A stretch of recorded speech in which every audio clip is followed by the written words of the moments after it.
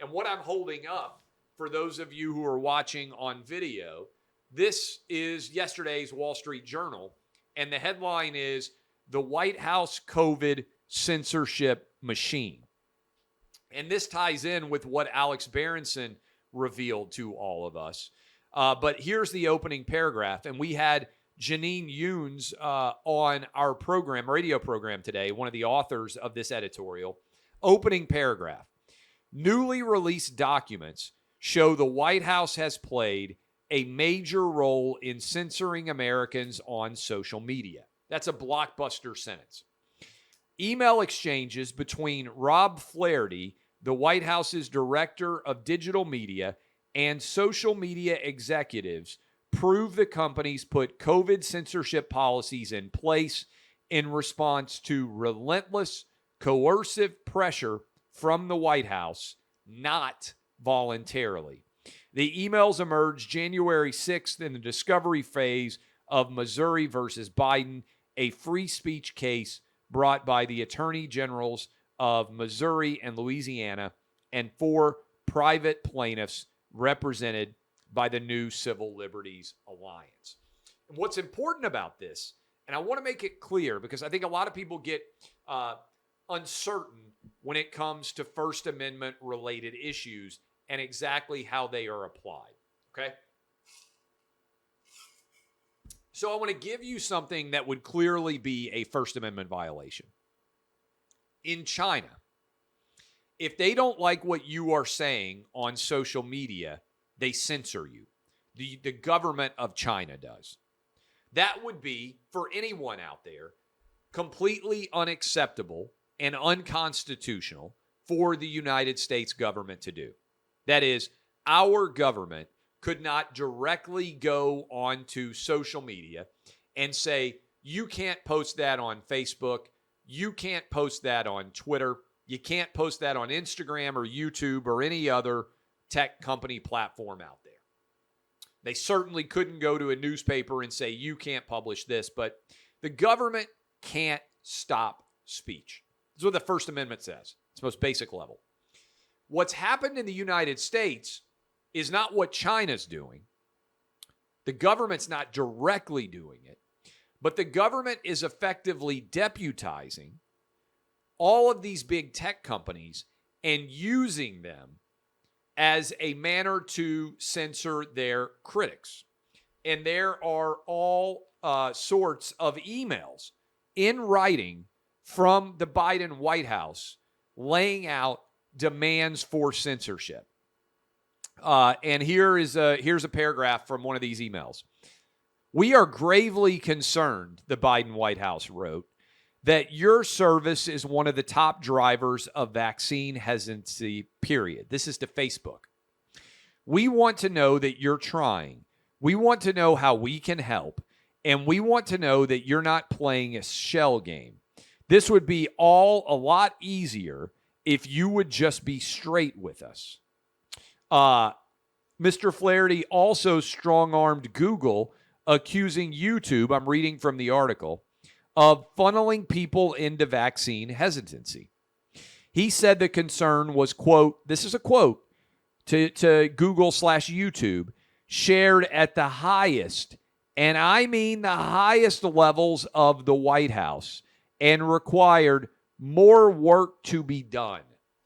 The White House is bullying Google, YouTube, Facebook, Twitter, Instagram, all of these big tech companies, and demanding that they remove the work, the opinions, the articles of their critics, including OutKick's own employee, Tommy Lahren, who shared an opinion on Facebook about why she wasn't going to get the COVID shot, that the White House then demanded Facebook not allow to circulate. So this is pretty wild.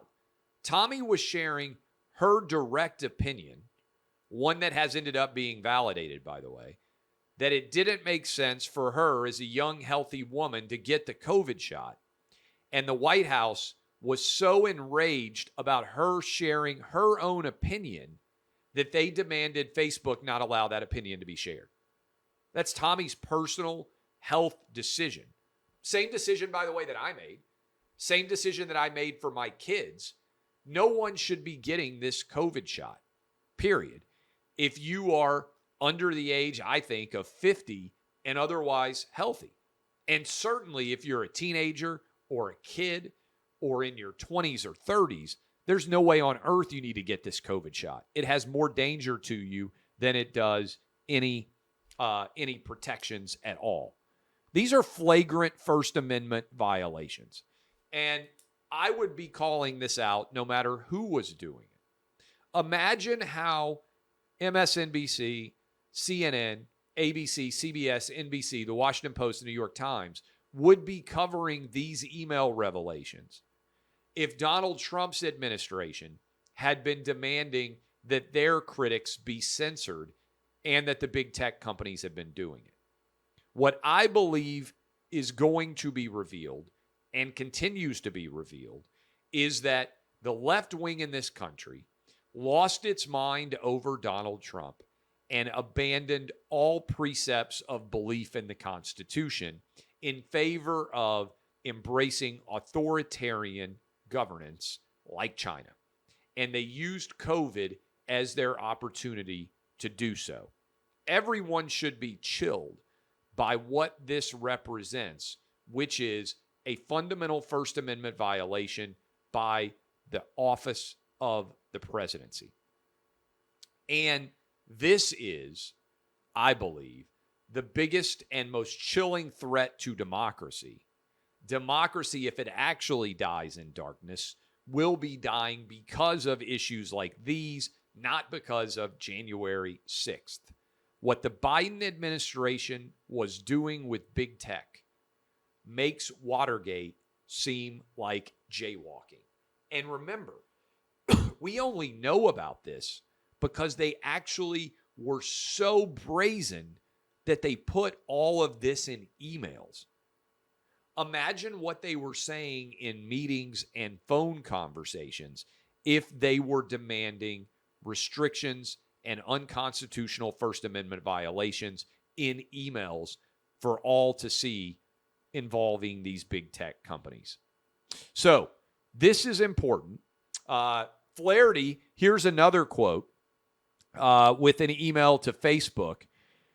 You only did this, however, after an election you helped increase skepticism in and an insurrection, wasn't an insurrection, which was plotted in large part by your platform.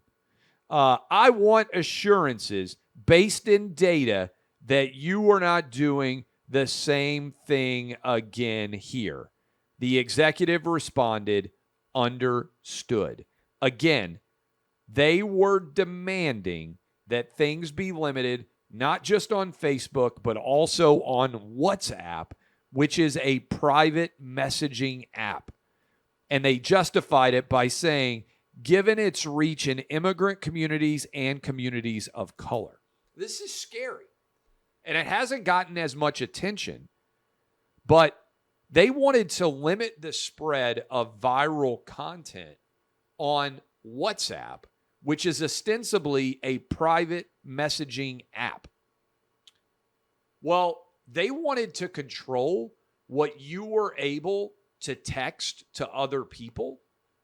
That would mean that Facebook is monitoring everything that's being texted on WhatsApp, but also would mean that Facebook has the ability to censor not only what you are able to distribute to the larger community through your Facebook account, for instance, or your Instagram account, but also to censor what you are able to share in private messages. That's a different level of censorship, right? And I think most of you would understand that. Like, I on my phone can pick up this phone right now and I can share with you my opinions on Twitter. If the White House were upset with those, they might try to keep me from sharing those opinions on Twitter. That's where a lot of these stories come from. But it's a next level of censorship for the White House to then say, And we don't want Clay Travis to be able to communicate privately via messages information that we don't believe should be able to be shared. This is chilling. This is scary. This is a big story, the biggest in any of our lives. And the silence from so many in media proves how complicit they all are on these stories.